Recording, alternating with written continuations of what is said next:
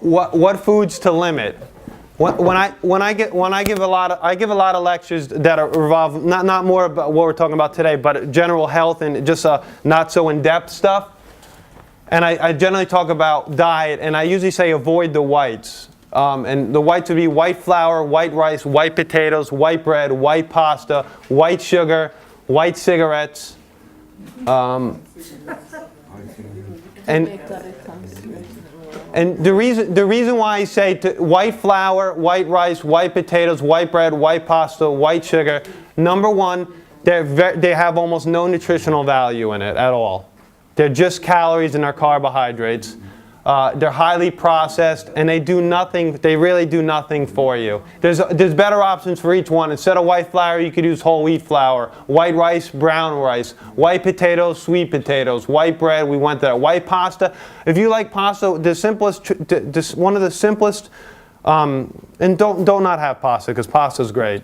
But one of the things you can do if you eat a lot of pasta is at least switch to the Barilla Plus, which is much higher in protein than the regular, because they put beans in it and a couple other things that really take it up a notch, and it almost tastes exactly the same. It really doesn't have any difference, so I would suggest Barilla Plus. Last thing is dairy.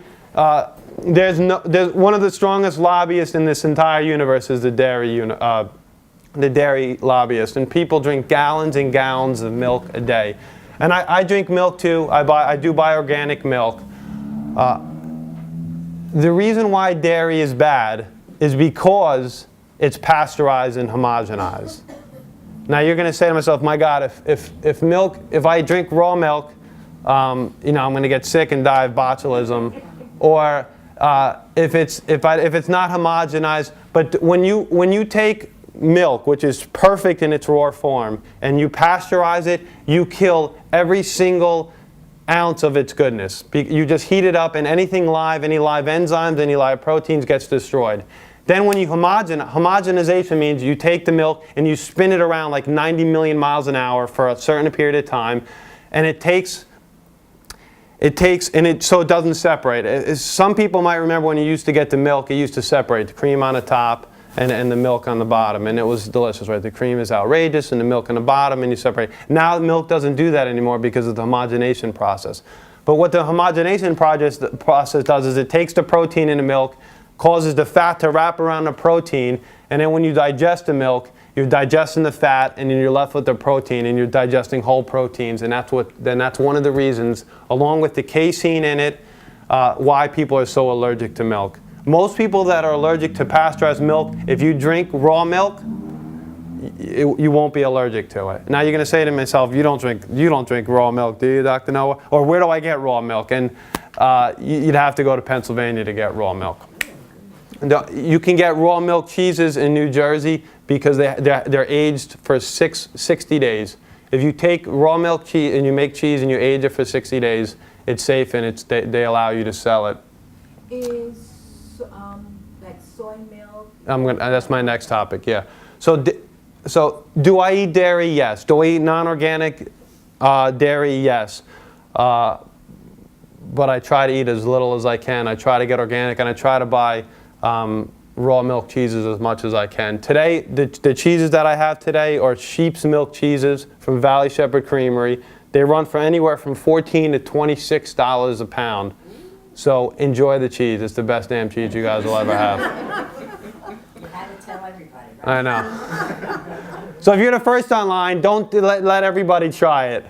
But one of the most controversial subjects is soy healthy? There's been a gigantic push out there to say that soy is heart healthy, that soy is a massive health food, and that there's massive health benefits from soy. I'm here to tell you right now that soy is not healthy, and you should limit how much you drink or eat of it.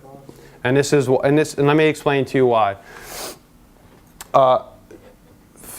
Soy, first off, is filled with things that act like estrogen. They're called phytoestrogens. So you don't want those in your body. They mimic things they're just hormones in food that do things to your body that you should not have in your body. Number one. Number two, soy is filled with a substance called phytates, P-H-Y-A-T-S. Phytates are anti-nutrients, meaning when you drink soy milk, it causes your body not to be able to absorb other minerals like B vitamins and C and A and those kind of things. The only way that soy is a true health food, and number three, soy too is one of the most highly allergenic foods. Corn, tomatoes, soy, flour.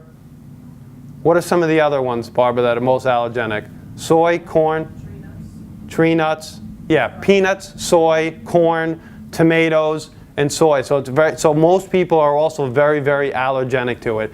The only way that I could definitively tell you right now that soy is healthy for you, as long as you're not have an allergy to it, is if it's cultured. And some yeah. No, it's also is to make sure that it's organic. Yeah, that's the other thing too. The other thing that you want to avoid, like a plate that I have to add to this, is anything that's genetically modified. Just stay away from it. You know, they're taking tomatoes and they're taking a gene from a fluke and they're putting a fluke gene into a tomato, and then you're eating this tomato. You know, everybody knows what a fluke is, right? It's a fish. So, you have to get cultured soy. Cultured soy milk. Cultured soy. Cultured soy. What's cultured soy is tempeh, which I talked about already, which you can get in the supermarket. Miso is cultured soy, and there's a couple. You can get soy yogurt, and there's other cultured soy products. But that's because once you culture it, the phytates are changed, the hormones are changed, and it becomes a health food again. But other than that, it is not a health food. And I know that really, you guys are thinking, so Dr. No is absolutely crazy by saying soy is not healthy. And the two most egregious forms of soy milk, and this is really going to shock some of you guys, is number one is soy milk, because you could drink a ton of it very quickly. And the worst, without a doubt, I'm sorry if you guys are getting sun in your eyes, I apologize. The number one worst form of soy is soy infant formula. Number one. And the reason why it's bad is a lot of reasons why it's bad. First off, you're giving a kid a massive, massive amount of hormones that they do not need, number one. And number two, it's very high in metals like manganese and a couple other heavy metals that the infant does not need. So, you know, I myself had a son that was extremely colicky, did not sleep for the first 3 years of his life. And my wife, for a variety of reasons, had a very difficult time breastfeeding. So we had to buy Nutramigen, which is like $950 a jar. So not really. It's expensive, though. But you have to really take soy for the last option.